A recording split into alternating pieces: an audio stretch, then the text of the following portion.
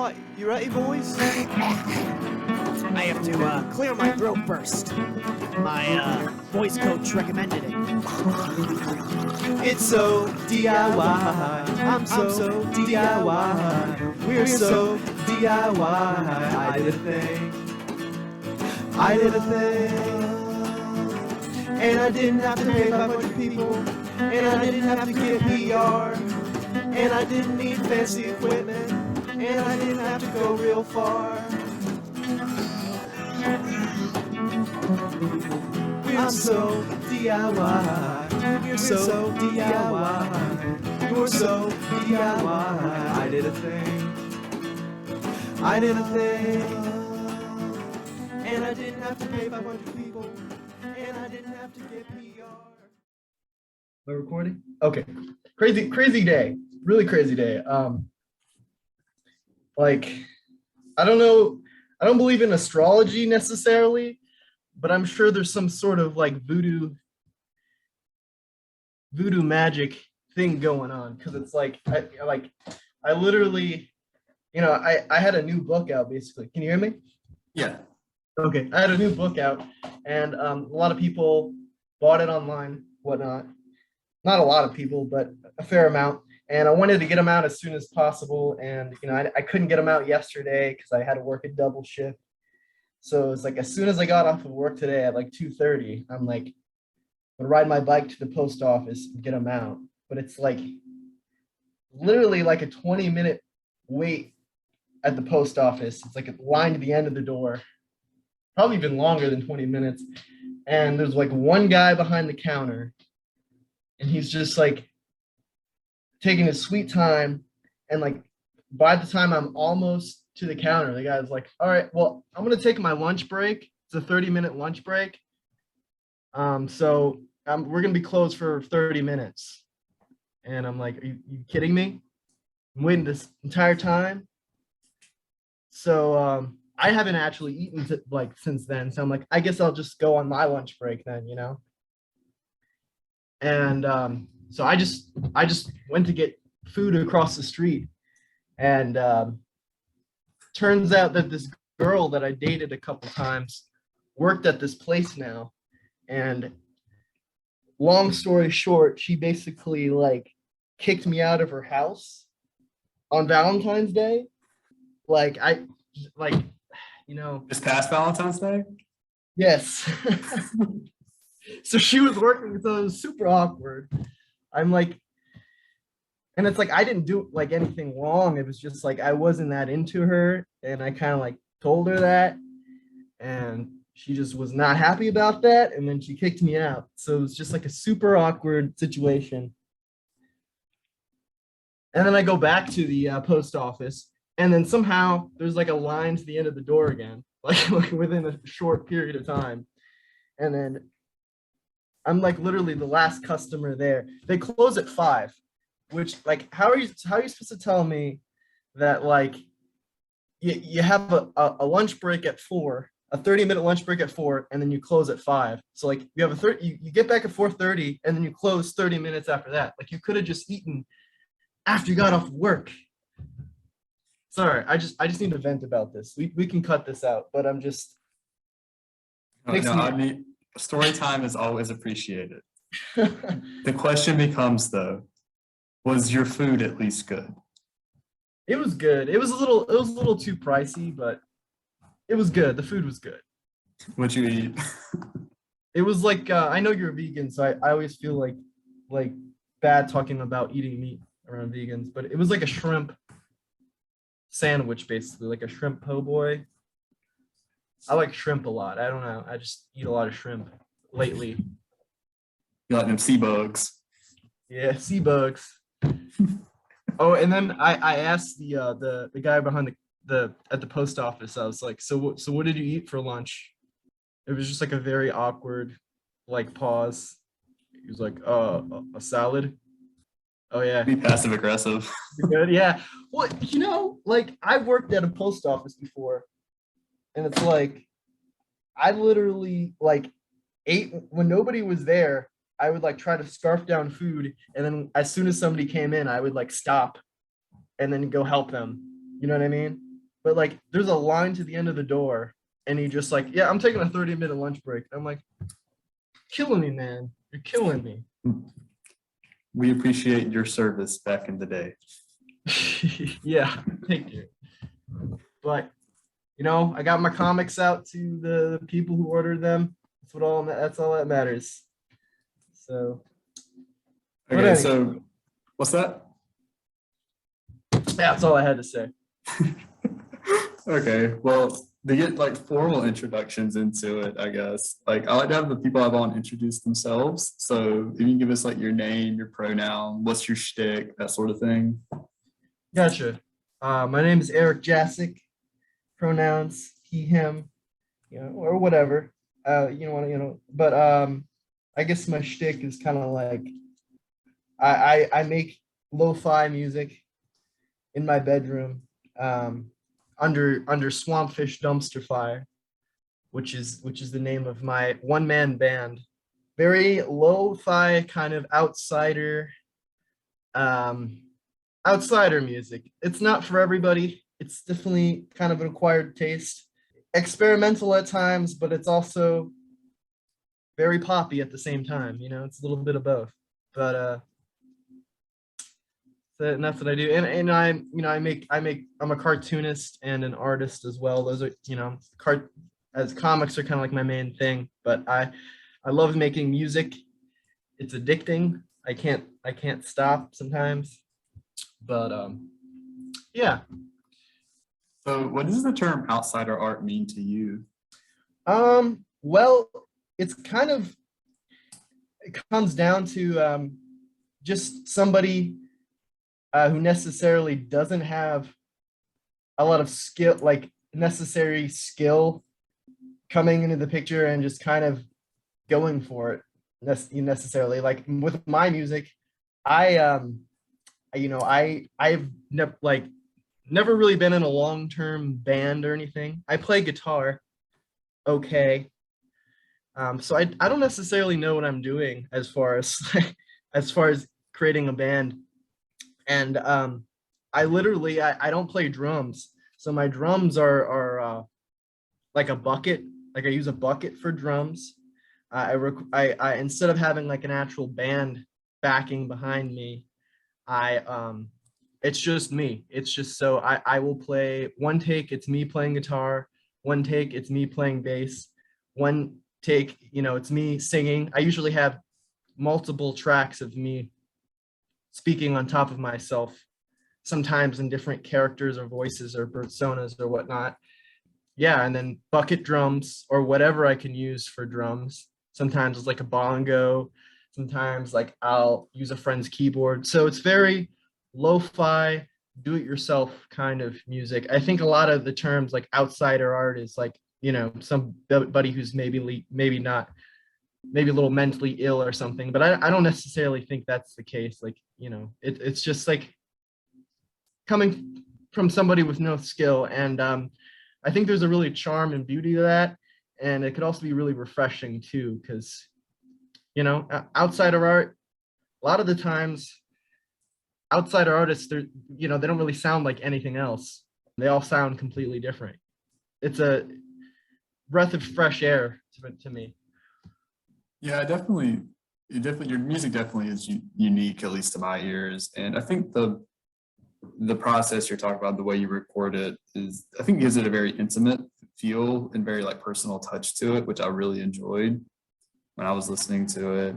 And I guess like, it just made me wonder, like, can you talk more about your like recording process for it, of like how you actually like, yeah, I understand how the instruments you played, but like what did you use to record it and whatnot? Okay, yeah, and before I want to say that too, I feel the music I make in my bedroom, like I was in a band for a short period of time, like an actual band. I felt like I was kind of like changing who I am a little bit in the band to like, yeah, I want to look cool on stage, like the music's going to be serious. Like I'm not a very serious person, and a lot of like kind of who I am comes out through the weird outsider bedroom music more so than if it's just like on stage or something. So that's funny you mentioned that. But anyway, I was so the process usually I use just Audacity, which is a free program. Like you basically just download it for free, and you just have different tracks. You can have a limited amount of tracks on there as far as recording goes, different levels. Yeah, I do all the instrumentation first. I start I like I'm I can play guitar better than bass or really any other instrument that I can play. So I start with recording the guitar. So that's kind of like the skeleton of the song. And then after that, I'll add on the bass. Then after that, I'll add on the drums, which, like I said and before, sometimes I'll just have myself. There's a couple songs that I have in there. There's a song called like the 90s Are So Hip, and it's just me basically smacking my knees, and that's what I use for the drums. So the drums can really be anything. And then after that, sometimes I'll have like additional guitar that I'll sometimes like modify, like on Audacity. Like there's different options as far as like changing the sound. So I can find some really strange sounds or whatnot in there, or I'll add like sometimes I'll have like me biting into an apple, and I'll record that, and I'll put that on loop, or like me like I one time I got a bicycle, and I just like spin the wheel of the bicycle, and I made like put like a stick in it and it made a noise with that, or like I'll use like a whisk or something, like weird noises, and then I'll put my vocals on top of everything. Once I have the instrumentation down, I get my vocals, and I usually double track my vocals because it sounds cooler, in my opinion. Sounds better. But so yeah. Yeah, I was going to ask, like, what was the most unique instrument you've used? But it sounds like there's that like there's a lot of answers to that question, which I think is great. Yeah, I remember hearing a screwdriver on a lot of the tracks. Oh yeah. So the first album, I was living, I was living with my grandparents and my mom and my aunt, and we all lived in the same house, kind of like Charlie and the Chocolate Factory style. And my grandpa had a woodshed, and I would record a lot in the woodshed, and then there was a screwdriver in there. So I basically, yeah, just like looped the screwdriver. There's a song like called it's a nail biter, which like has nothing to do with like nail biting. But I told you before, I worked at a UPS store at one point. There was like like one of those like cardboard tubes basically outside the UPS store. And I was like hitting it on the ground a little bit. I was like, oh, that's a cool sound. So I just like brought it home, and then like I used that for a song. Like I'll just like loop the noise. And then after a while, kind of like it actually sounds together.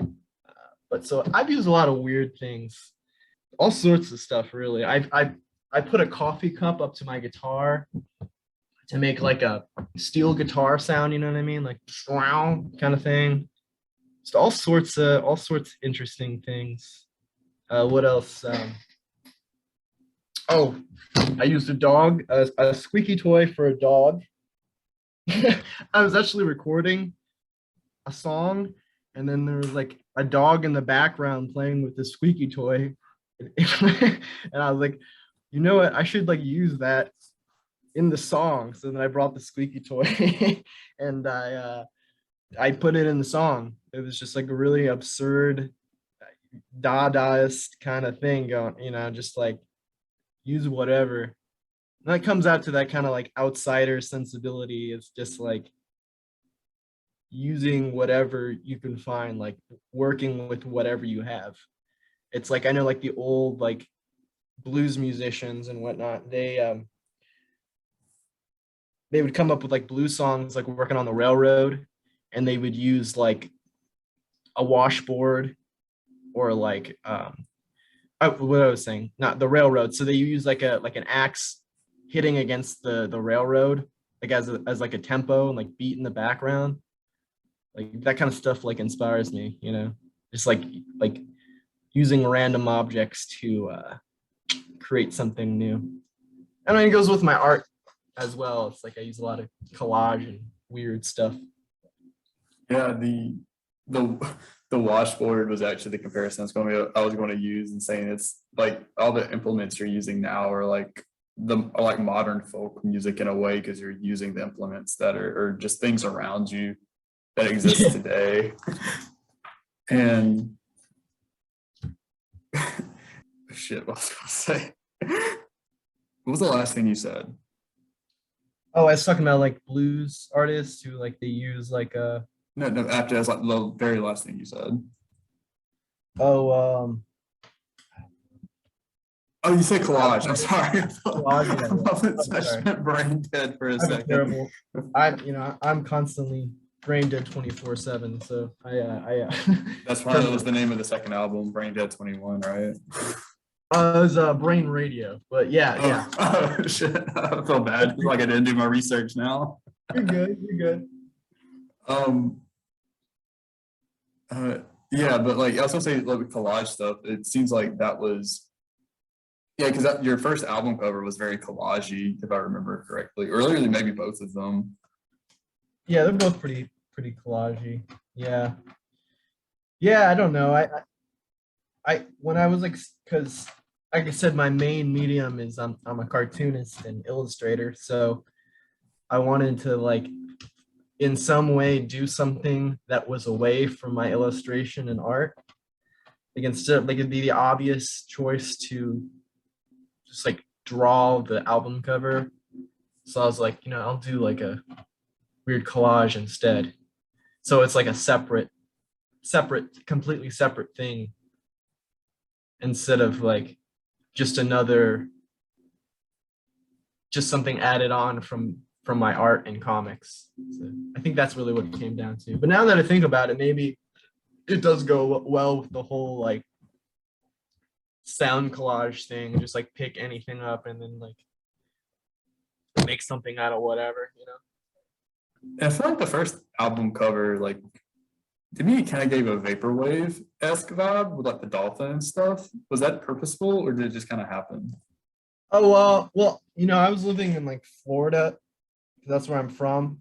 So I was like, the whole like swamp fish dumpster fire thing. So I was like living in like a swampy area, and I was making shitty music. So like maybe that like it, as like surreal as the name is, or like Dada as the name is, it's kind of like it kind of went with that. Like the swamp fish was the dolphin. I wasn't necessarily going for vaporwave, but it is kind of like I guess it is kind of in that wheelhouse. Yeah. How do you feel about vaporwave? Like I'm okay with like I like it all right. Like it's cool. I really like what a big inspiration.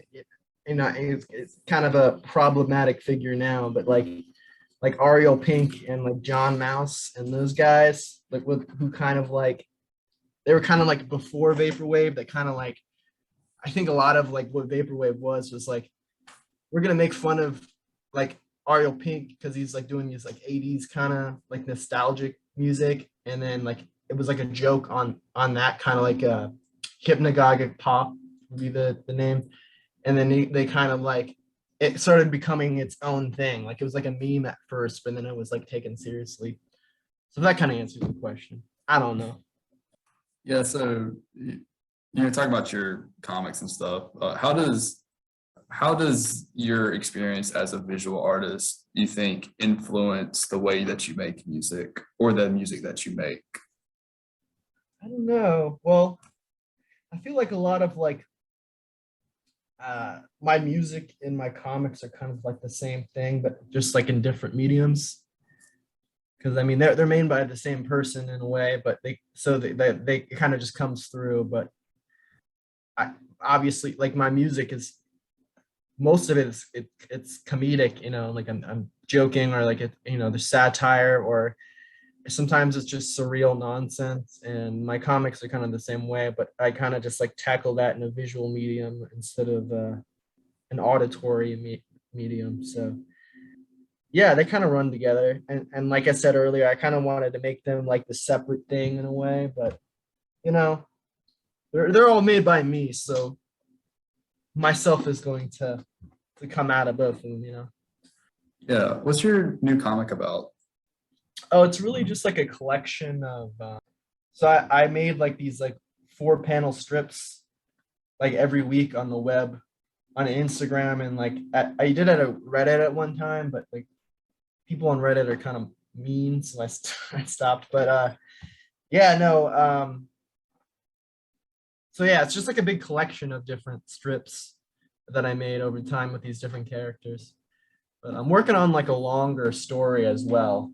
But I just decided like I had all these strips that I put so much time and effort on over the years, and like I can make like a thick book out of these, and like so why don't I feel like going to conventions and stuff, like I feel like it's worth having that stuff out there, rather than just like sitting on the hard drive in my computer like taking up space, because like people already read them, or you know, like once they're a book, like people can buy the book and like it will live on. But like once you kind of post it on Instagram, like the shelf life is only so long, you know what I mean? Like people will read it and then like 3 days later, like, you know, no one will really care anymore, you know? And as like a book, it's like, yeah, this is like something I made. This is a period of my life that I like really worked hard on making these comics, and I really developed as an artist. So yeah. Yeah, that really prompts the question of like, is it in terms of like in the future with like archive work, is it, or is like physical media still going to be like more like better preserved, or will things that are like buried in the digital landscape actually be as preserved as we think it will? You know, I don't know. I think generally speaking, like as far as like records, like the argument for like record and whatnot, and so you know, instead of like everyone having digitally I mean like it's a digital age, but it's also there's more of what would the word be? There's more, it feels more intimate having like a physical copy of something, I feel. I mean, but as far as like collecting, I just think like with Instagram, it's like, you know, people see it instantly and then it's gone. You know, like people, I don't feel like typically just like go back. I mean, occasionally don't really go back and look at your Instagram, but having like a physical book, it's like, oh, so like 20 years from now, I could sell this book to someone, and then like this will be like the, you know, this will be all new to them, rather than like 20 years from now, I can't be like, hey, go look at my Instagram from, you know, 20 years ago. I guess that's like the argument I was trying to make. If that makes sense. Oh yeah, definitely. And I think that I agree that I think having a physical medium is much more personal and intimate, especially, I don't know, at least for me, it's like there's a disconnect almost with something that's digital, I guess, because it's so rapidly able to be consumed. It doesn't have the weight that something that physical does, that had no like, it has more permanence, or it takes more effort to consume. So I can't just like look it up on my phone or whatever. I have to actually like grab it and turn a page. So I definitely think there is something for physical media, at least in that regard. Yeah, and it's like, you know, I have Spotify and like Hulu and stuff, so don't get me wrong. But like there's something about like if there's like a movie you really like, that like you feel like, well, this is a part of me. This is like I make art because of this, you know, this like helped inspire me. It's like nice to have like a physical copy around, where it's like, yeah, this is on my shelf because this is like something that really means a lot to me. Like same with an album. It's like there's more like just having like a physical copy, like it's more of like a connection in a way. That's why I am going to make my albums in physical, like I'm working on that, which I don't mean to like plug or anything, but I'm just saying that is something I'm working on, having like some physical. I'm just gonna have like some CDs of my albums to sell at like zine fests and conventions where I'm selling my comics. So just an FYI. Are you gonna make like album booklets for them? Yeah, I'm planning on doing that too. Like I'm planning on, well, I bought a bunch of like CDs and covers. And in fact, when I first met you, Bree was letting me lend their CD burner. Yeah, I remember that. But yeah, no, so I'm gonna burn some CDs and I'm gonna do like some like in the sleeve, I want to do some different art or something like that. Like maybe just like a print people can take, or like I was thinking about writing all the lyrics down, but I don't feel like that would like take too much time. So I might just like write down the lyrics for one song or something. I don't know. I haven't thought that too far, that far into it. Everyone has a different song that's written down on the inside. And that'd be cool. Yeah. Or I'll just like write down other people's songs that have nothing to do with me and put them in there. Continue the collage work. Yeah. Like this is Billy Joel. This is a song from Billy Joel. Who are some of your musical influences? Oh, I'd say like Ween, definitely a big influence on me. If anyone knows Ween, listening, very kind of like creative weirdo band. It kind of tackles every single genre. I'd say Beck, also a big influence. 90s singer-songwriter, uses a lot of different genres as well. A lot of experimentation, a lot of surrealist humor. Say a lot of like the Beatles, a lot of 60s. I listen to a lot of 60s music often. So like a lot of that probably transfers in. It's like 60s rock and roll. Who are some underrated 60s bands? Oh, big time. Big time. This band called Love. Have you ever heard of Love? No. Yeah. 13th floor elevators. Yeah, but I don't know. Sometimes like, yeah, I'll be listening to something and that will inspire me. I love like Daniel Johnston, a lot of other like, Jad Fair, a lot of the other just like kind of lo-fi, like outsider, do it yourself kind of people. So Wasn't Daniel Johnston the one that Kurt Cobain wore the shirt for? yeah. Yeah, it's really sad that like I only know him via proxy of some other random famous music star. Yeah, but you probably wouldn't have half the amount of fans he has without Kurt Cobain like saying, "Hey, I support you." Also, I mentioned Jad Fair. His band Half Japanese, that was the shirt that Kurt Cobain wore when he shot himself. So I also wore that shirt, but I don't think that image is gonna go on Time magazine or whatever, or Rolling Stone magazine or whatever. That'd be pretty crazy. So are you a Nirvana fan, or do you know that via? Yeah, I do. I listened to a lot of Nirvana, especially in high school. I felt alienated. So I was very shy, lonely, and so I listened to a lot of Nirvana because that's like his whole thing. It's like, I'm alienated and lonely, and I fucking hate everybody. And I was like, yeah, me too. So Yeah, and the thing that I think resonated with me about Nirvana was that really this was like more like pretty much like poppy punk music made by a redneck, and like growing up in an extremely rural area like Cobain did. I think that it's part of the reason it resonated with me. yeah, for sure.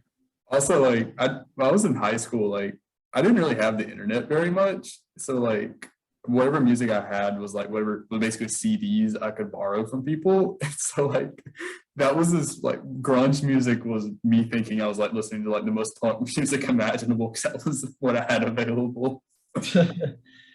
Yeah, no, big time. And like I feel like Nirvana is like a good stepping stone to like other bands. Like you can go like pre or post Nirvana, and like you said, like he was wearing like the Daniel Johnston shirt. Like people probably wouldn't have gotten into Dan or like Fugazi or whatever. A lot of those '90s, those key like '90s punk alternative bands, kind of all stepped down from Nirvana. It was like, they're like a big mainstream kind of pop band in a way. Like everyone knows Nirvana, but like, at the same time, they're punk, they're alternative, and like that's like a good like gateway, I feel, to that kind of that kind of stuff. Going back to your music, do you ever play live? Not really. I often think about it. I mean, with COVID, like when I was making a lot of this stuff is when like COVID was going on, like, well, I mean, it's still going on, but like when like the height of when everything were closed. I like to again. I lived in a very rural part of Florida, and I would go to this like hookah bar all the time and hang out, and they would have open mics on Wednesdays, and I would go up and play music there. So kind of a lot of that was actually like ad-libbed kind of stuff. Like I would go to the audience and I'd be like, all right, I'm gonna write a song on the spot. What should this song be about? And they would usually say something like very weird or crazy, and I would just like try to come up with a song, and they were usually very short, but it was fun.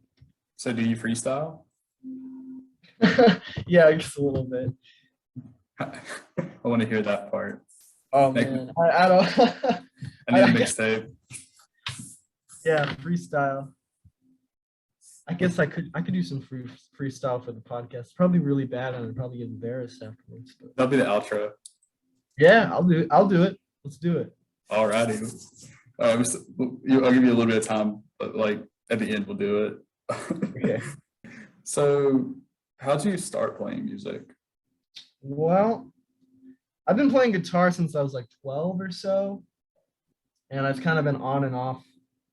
And I enjoy playing guitar, but I guess like at some point I don't know entirely remember like what was the big influence at the time that really set me off to start making my own music. But I just like decided to like write my own song. Maybe even like hanging out at that hookah bar all the time I was talking about, where there's people who had like their own music and they would go up there. And I think maybe that even, because around that time is when I started. So maybe that even was kind of an influence. I don't really remember, but long story short, like I like making music much more than learning other people's music. I like the creative process of just songwriting. So really that just kind of launched me off to start. It was just something I just started doing. And I guess I've been writing songs for like, I don't know, maybe like probably been like 4 years now, which is kind of crazy to think. Yeah, like really like 4 years. Like I've written some songs in like high school and stuff like that, like dicking around, whatever. But yeah, I guess like often writing songs often was like 4 years. So the moral of the story is that you started playing because you went to a hookah bar, which means drugs do inspire creativity. Yeah. Absolutely. So if you want to be a famous rock star, boys and girls, just take a bunch of drugs and you'll get there. But no, it's the whole like I even have a song. I think it's like it's so DIY or something like that.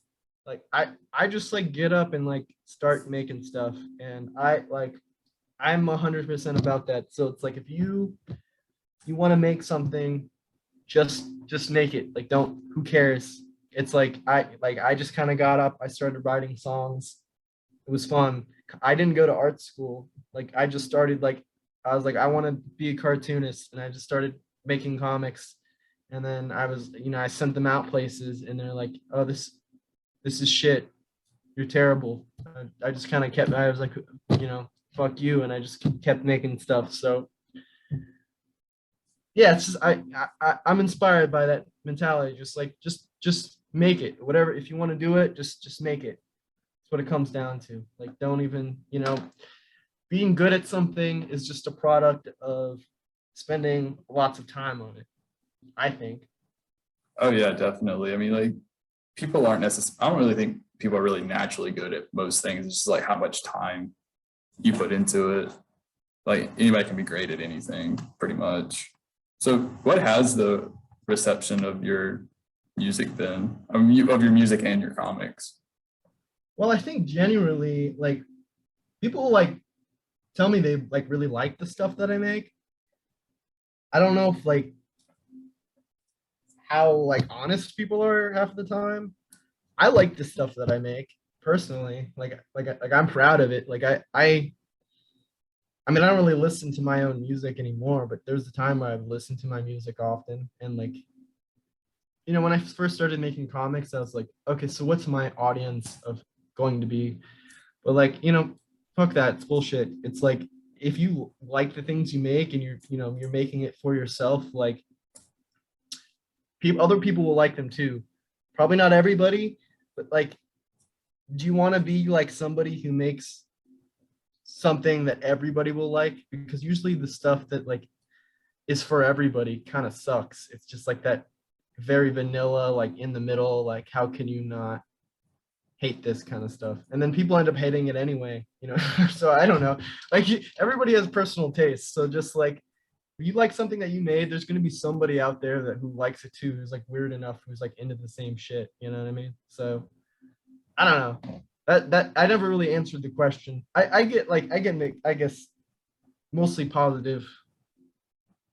Like pretty much always like somebody says something positive, but I don't know. Except for like my dad, my dad's really supportive of everything I do, don't get me wrong, but he's like a 65-year-old man, so it's like you know what I mean? You know what I mean? So It's just generational differences. It's okay. Yeah. So what made you move to Atlanta? Well, as I mentioned before, I'm a cartoonist. I was just sick and tired of Florida, and there wasn't a lot of opportunities, and I wanted to get into storyboarding. I have a dream of like doing storyboards for and like writing for like Adult Swim, and Adult Swim is here, and also like a bunch of animation studios. Like I know like there's a lot of like animation studios out in Atlanta, and like film studios out here. Like the entertainment industry is kind of like booming out here. So I was like, kind of sick of Florida, and like decided to move somewhere different, and like I could bump shoulders with somebody and like get a good opportunity. And the craziest thing, I actually have like a storyboard. Like I got a job doing some storyboard work, and it was partly luck, but that happened. So it's like, Did you meet them at the post office? no, but yeah, no. So it's like kind of like everybody who's like, yeah, this is kind of a terrible idea. Like this is really dumb. You're just gonna like move somewhere and expect to get something out of it. I'm like, hey, guess what? I've only been here for like a year, and I got a storyboard, like a freelance job doing storyboards for the studio, and I got more work coming, and so like that's cool. I actually met them. I moved here not really knowing anybody, and basically my mom found out that I had like an uncle, like a great uncle or something like that, like who lived here. And we started meeting up, and he was like in real estate, and he was like, I tried to contact all these different studios, but I got no replies from anyone. Or like, no, I think I got like one, like no, and then like a bunch of no replies. And so then the real estate agent was like renting out a studio for this company, or like a house or something for a guy who owned like an animation studio. And then like I gave him my information. But anyway, about music. So I'm sorry about that. Oh no, I want to know about all of your artistic endeavors. So how's the storyboarding gig going? It's like I don't. It's a good job. Like as a way to make money. But I'm still working other jobs at the moment, so it's like I kind of just like I want to work on my comics and not all this energy towards other endeavors like trying to pay rent and all that stuff. So it's like, yeah, I don't know. Things are going well.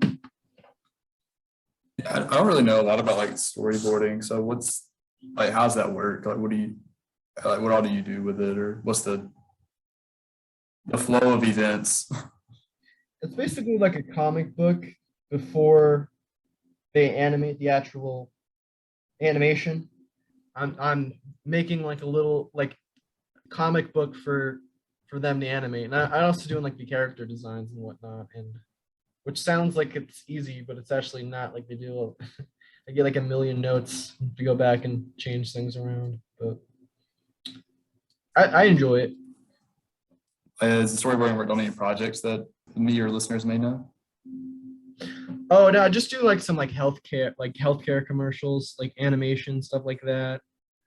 It's really been what I've been working on for money. But as far as like my comics and like I said about I'm gonna be printing. I've been reprinting all my comics. I sold some out the last convention I did or whatever, and like I said, I'm also making some CDs of my albums. That's all gonna be on my big cartel. So anyone ever wants to check that out, it's on there. Yeah, I'll definitely put it a link to it in the show notes. And also, sorry if I'm plugging too much here, but if anyone's in Atlanta, oh, actually, if anyone's I got some in Athens too, but I got so my comics are in different shops and stuff. So I'm sorry. I was looking for your stuff. I was in Athens a couple weekends ago, and I walked into Bizarro Book Street, and I couldn't find your stuff. I was looking to see if they had anything of yours. I should have asked, but I was like in a rush and didn't have a lot of time, so that may have been why. So maybe they sold out. It could have. I hope so. Like it either sold. Like if that's the case, there's three things that could have happened actually. It sold out, which I hope for, or like it's sometimes like they'll just put a bunch of other stuff on top of it and like nobody will see it, which is annoying, or they'll I don't know if people just like throw them out eventually if they don't sell, which I hope that didn't happen, but I don't think so. I've walked into that store. Like I used to live in Athens, and they seem to keep things on the shelf for a long time, but they are very disorganized, and things will just pile up on top of other things. So there is like dust on top of everything. I have some comics out in Quimby's in Chicago. I have a friend who lives out in Chicago, and he's like, I'm gonna go over to Quimby's and get your book or whatever. And I was like, awesome. And he was like, oh yeah, it's under like a layer of other people's comics. And I'm like, no wonder why nobody's buying. Like I'm not, getting anything because it's just like sitting on top of a bunch of other stuff. I mean, it's never gonna have a chance, We need fair distribution of airspace. Yeah. Yeah. So I listened to like a podcast you did about your comics, like another interview you did from like a couple of years ago. And you had said that you had like worked in film for a little, or like done some type of film stuff before. And can you tell me more about that? Oh yeah, like a long time ago. I made a lot of like YouTube videos with my friends, and then we try to make like a film, like an actual like feature film, but it was like really bad. And my friend, he ended up like never finished editing it, which was probably for the best because like towards the end we stopped caring, and like he had to go back. He was going to school in New Jersey, so he had to like fly back to New Jersey. We couldn't finish this, but we basically just I was doing like community theater and stuff like that, and we had like we would have like hold auditions at like the community theater, like all the different actors and actresses, or I don't know, just actors now. I don't know. To come in, and we just get all these like community theater actors, and they're like, yeah, this is for your reel. We're not gonna really pay you, but this is for your reel, which is maybe not right, but we just made a little film, and it was like really, like terrible and bad and ridiculous, but something we did. I kind of wish he actually edited it, but I also am glad he didn't because it's pretty bad looking back. Yeah, I remember you saying in that interview that like you have kind of since then you've kind of shied away from like working with other people, partially because it was so hard to get things done. Does that extend to like why you don't really like playing a band or doing exclusive solo work? No, like I was actually in a band for like a month, and then it's just like it's like hard to deal with other people because it's like some people don't really care or just do like like the drummer just up and moved to like Boston. He wasn't even from Boston or anything. He's just like, yeah, I'm just gonna move to Boston because why not? And it's like, well, now we don't have a drummer. We don't have like a place to actually play. So I don't know. It was just kind of it's like hard to operate things, but yeah, no, and I'm like a lot a lot of why I like playing in my room is because I like music that's like that too. Like, I don't know if you like Cleaners from Venus, but like all that stuff is like him in his room as well, kind of like a similar thing. But like just like that kind of stuff, or like I mentioned, Daniel Johnston or Stevie Moore, stuff just like that very lo-fi, like just playing in your bedroom kind of stuff is like. I got you. I hope that didn't come off as like a pointed question. I feel like it came out the wrong way when I was asking it. No, I didn't think it was at all. No, no, and I love to play in a band. Anyone out there listening who wants to start a band, like I'm down, but I guess I just don't really put the like I make music because I enjoy making music. I don't really like I'm not like, oh, I'm gonna become like a famous musician or whatever.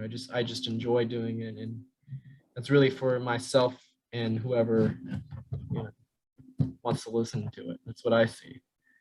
I not to say I like it when people I want people to listen to it, but I guess I'm gonna put the effort of getting a band together, I guess, unless I come across somebody who is down to play. If I lived in Atlanta, I would offer myself up, but I live 4 hours away. Oh, yeah. Maybe one day, kid, we'll start a band. One day. Have you ever like considered making a music video for your music? Since it'd be a way to like marry your visual art with it. I did once. I did once, but it was a very I like my music very like lo-fi put together. I kind of used whatever I had kind of music video. And I would like to do more. I actually started one, but I never really finished it. I just had more things come up. Yeah, no, definitely, definitely. I feel like next time I have a song that I think is a banger, I'll definitely make. Or maybe there's a song "Back to You." Which everybody likes that one. Like everybody is into that one. So maybe I'll make a video of that, like a music video of that. I don't know what it would be because the song's not really about anything in particular, but it's visual eye candy. Even more options if it's not about anything. Yeah, exactly. That's a good way of looking at it. You said there is one music video that you've made. Is that available anywhere? It's on my Instagram. It's for the It's So DIY song. There's like some slight stop motion in there too, but it's mostly just me like dancing in my room, a lot of like tight edits of like random things going on. So it's on my Instagram. Might have to do some digging. I think it's from like July or something like that. I made it in like July. So you all met to your comics. You said you're working on like a longer one, and I couldn't tell at the time. Were you saying that like it's a longer format version with like the same characters that you did in the short strips you just made a book of, or is it a completely separate piece?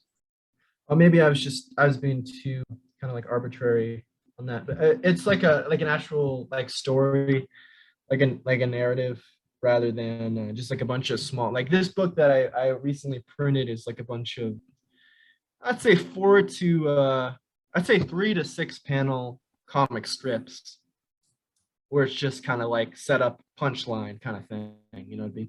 But the book that I'm working on right now it's like a series of stories, and it's probably going to end up being, you know, like, I don't know, like 70 to 80, 90 pages. And I'm really excited for it. And I really want to, I've been working on it diligently. But it actually comes from some characters that come from the web strips where I really like these characters and I wanted to do more stuff with them. So, and I did like this story, this like 10-page story for this anthology magazine with these characters. And I just had a blast making it. And it didn't take a million years like some other projects I've done where it's like a massive story. And I was just like, I really enjoyed how it came out. And I was like, oh, this is like one of the best things I've made. And then everybody who saw it like really enjoyed it as well. And like I got a lot of like positive thing. Like the anthology went on the podcast, and the podcast was like, this is my favorite story in this book by far. And I was like, oh wow, you know, that's that. And I was just like, I really enjoyed doing that story and people loved it. So like, I'm just going to do like a whole book with these characters. Like they're like these two, like kind of like stoner, like vagabond hippie guys in space. And they just kind of like travel around to different planets with like no life goals or ambitions, just like hanging out on different planets, getting into hijinks and whatnot. Do you have a tentative release date? I don't. I really don't like doing that because it's like I always think it's going to take a shorter amount of time than it actually takes. But then the post office happens. Yeah. Yeah. I'm going to finish it next week, but like, you know, with the post office, it's probably going to be like a year from now. Yeah, so I'm aiming for later this year. Maybe like around December. I've been working on it like diligently, but it's like I'm doing all these other stuff for anthologies, and you know, I guess I mentioned the storyboard work as well. So it's been hard to like really focus on it. And now I just decided like I'm going to stop doing stuff for like other people's books for at least like a 4-month period of time and like just kind of focus on my own book. So that's the goal. So I've been posting it on Instagram because it seems like every successful cartoonist nowadays are just like posting their entire books on Instagram, which I thought was kind of like absurd at one point. But I'm like, you know, hey, if you can't beat them, might as well join them. So I'm posting it on Instagram. Anyone's interested in joining in. I'll have to follow your Instagram. Yeah, for sure. So the only thing I've read of yours is it's like is it clean up on aisle something? The one about like the Walmart shopper biker gang. Yeah, it's Invasion on Aisle 2. How reflective is that of like the rest of your work? Oh, well, I don't know. I mean, it's like I'd say all my work is pretty like surreal and kind of like gross out comedy, kind of irreverent humor. So it's similar to everything I've done, but I mean, you know, I've grown since then, and as far as the writing and the illustration goes.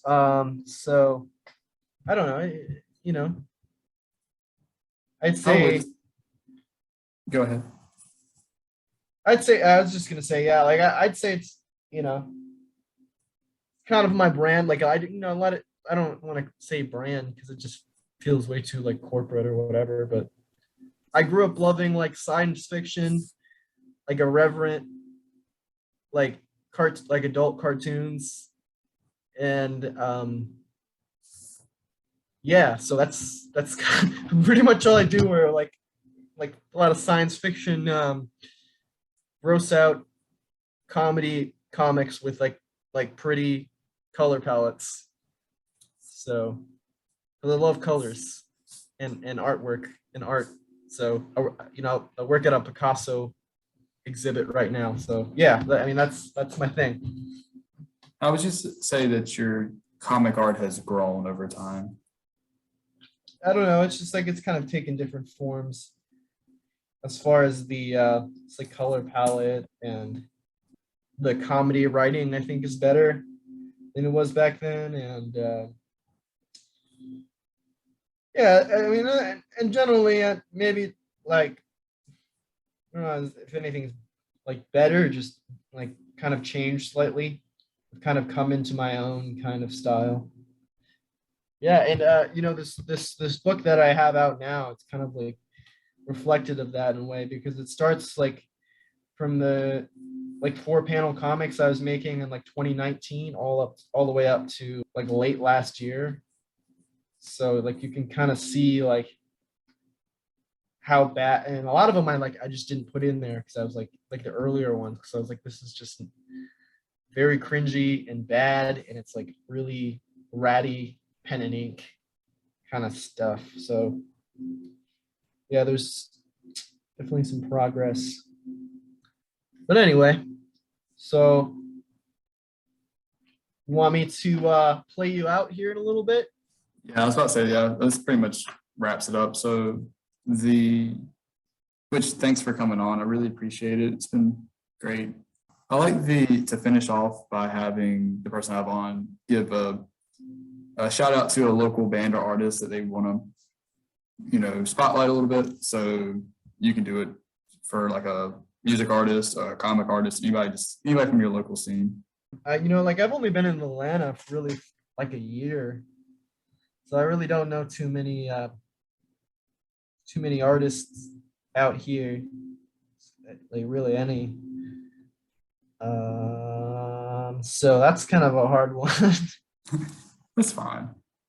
I got a friend named Walt who makes comics out here. He's really good. He did like a little guest page in the back of my book, and it was like very like Simon Hanselman, like watercolory kind of thing. It was like really good. So shout out to Walt. All right. So I guess, let listeners know where they can find you, your music, your comics, all that sort of stuff, any projects you want them to know about and coming out in the future. Oh, okay. So yeah, my Instagram, which I kind of put most of my stuff on there. There's like a link to my Big Cartel and my Bandcamp on there in my bio. So everything you can find everything from there. And that my Instagram is at Jurassic, JURASSIC, Jasek, JASEK. New projects, like I said, I have a Jurassic Soup, which is a collection of comic books from comic strips from 2019 to 2021. It's like 72 pages that you can get that on my Big Cartel. And my next book, which will be the UFO Bros, Beatniks in Space, and Other Stories, which is the title I'm going for now. I don't know if it will change, but that I'm pretty sure that's what the title will be. That will be out later this year. So make sure to get that because that one I think is going to be really good. Yeah, my other books, and like I said earlier, I'm working on getting my albums onto physical copies. I have a bunch of CDs and CD covers laying right in front of me. So maybe by the time you're listening to this, I don't know how long it takes to edit and all that, but it might be on my Big Cartel. And if you're into some weird outsider, goofy, crazy shit, buy some of the albums because you probably like it. So yeah. Awesome. Okay. Whenever you're ready.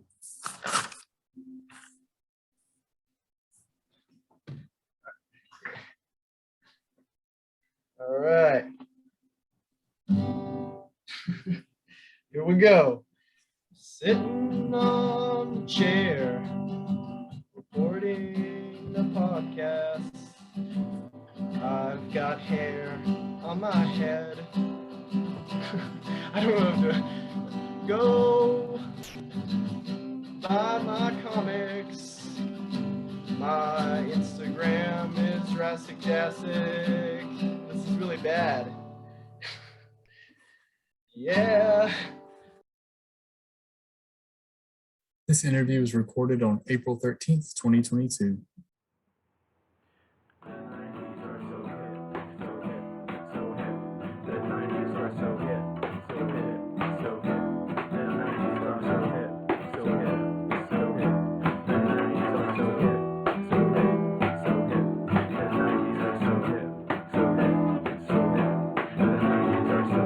All my friends are watching Friends.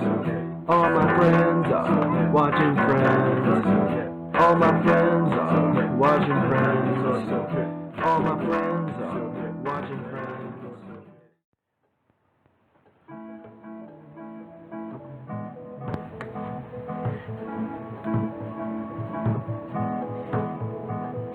I love you more than anything. I love you more than anything. I love you more than anything. I love you more than anything. More than anything. Except for Nicholas Copernicus. Nicholas Copernicus.